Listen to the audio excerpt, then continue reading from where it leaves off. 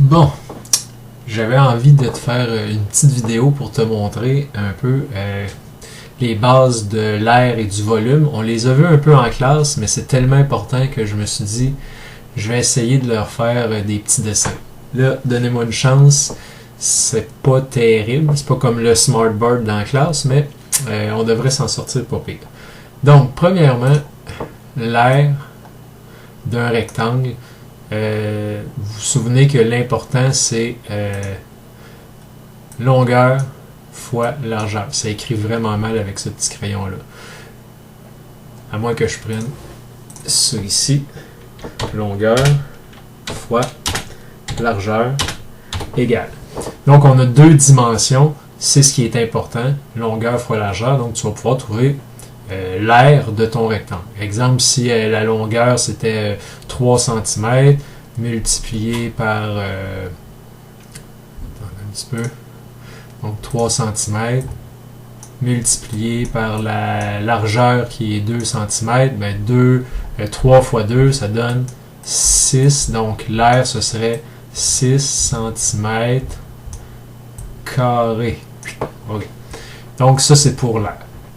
Maintenant, rendu en 6e année, ça se peut qu'il y ait des choses un petit peu plus complexes. Donc, ce que je veux te montrer, c'est ceci. Supposons que tu as un triangle. Un triangle, mais rectangle, avec un angle droit comme ça. Un triangle rectangle, facile, si tu veux trouver l'aire du triangle rectangle, l'important, c'est toujours de trouver un rectangle. Donc, longueur, je prends mon petit crayon, longueur fois largeur. Mais là, la largeur, c'est un triangle.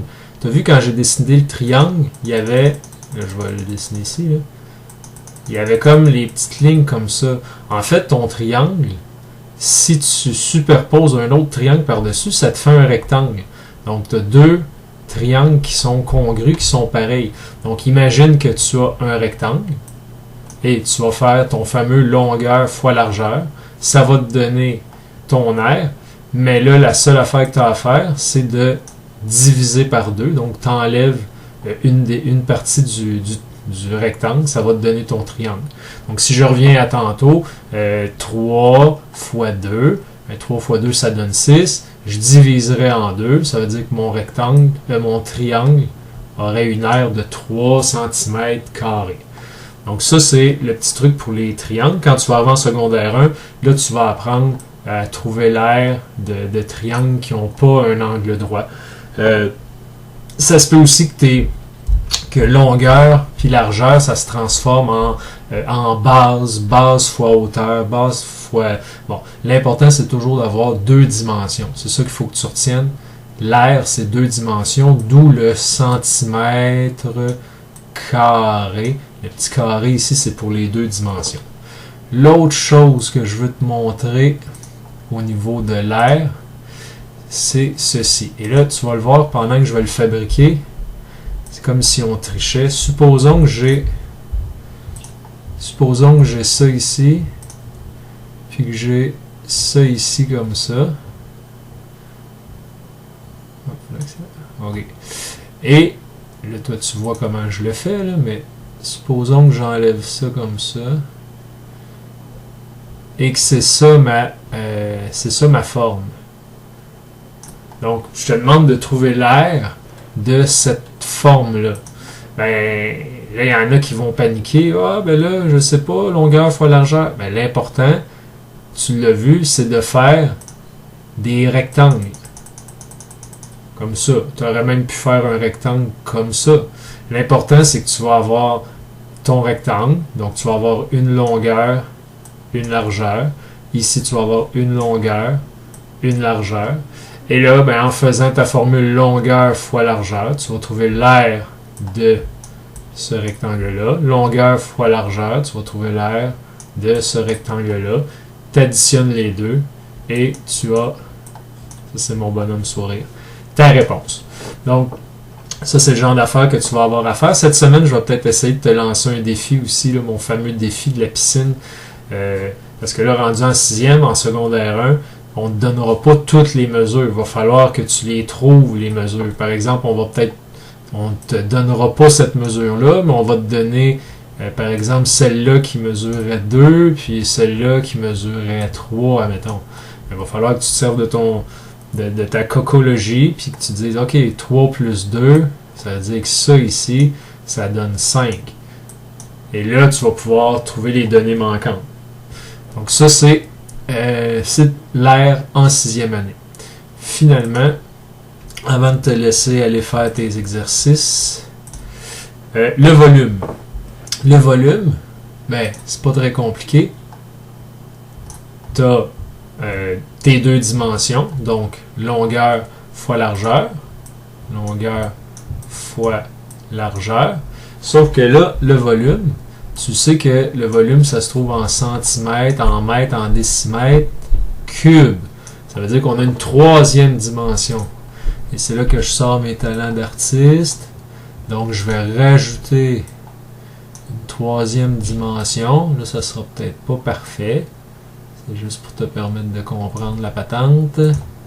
Donc, oups, troisième dimension. Tu vois, celui-là, il veut pas.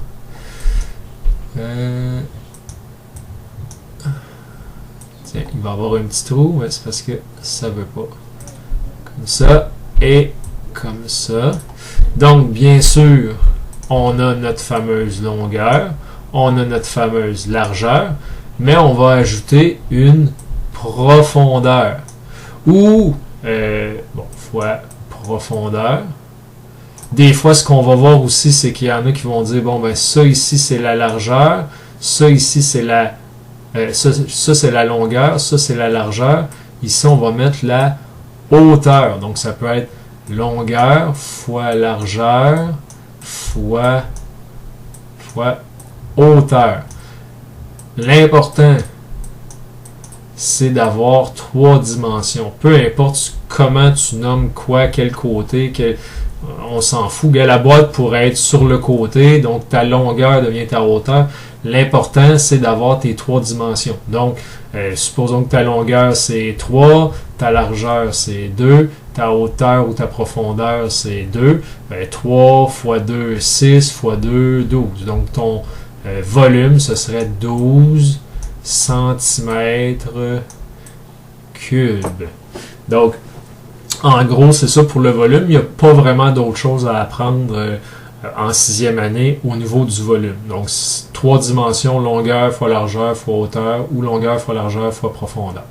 Donc, travaille ça dans tes exercices. Bravo à ceux qui travaillent. Je vois tout ce que vous faites. Donc, c'est vraiment génial avec CEC.